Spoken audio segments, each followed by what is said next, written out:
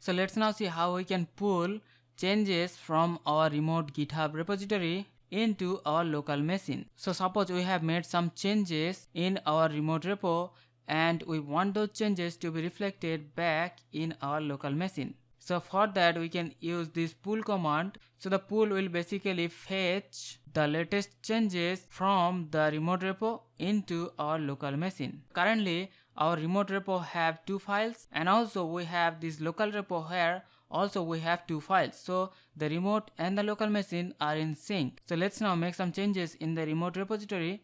So we're gonna add one readme file. So here we're just gonna add some content, demo repository, welcome to the demo repository.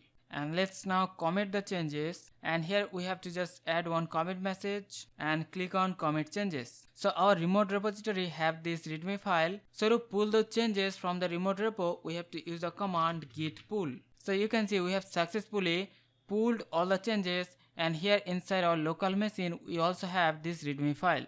So we have successfully pulled those changes. Let's now see how we can push changes from the local machine onto the remote repo. So here we're just gonna make some changes to the readme file. So we have made some modifications. Let's now add to the staging area and then commit with the message. And now to push those changes onto the remote repo, we have to use the command git push. So you can see we have successfully pushed those changes onto the remote repo.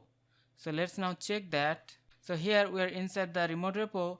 Let's now refresh that, and you can see inside the readme file we have this content which was not there earlier. So this is the way we can pull changes from the remote repo, and also we can use the push command to push changes onto the remote repository. So hope you understand the concept. We'll see you in the next one. Take care.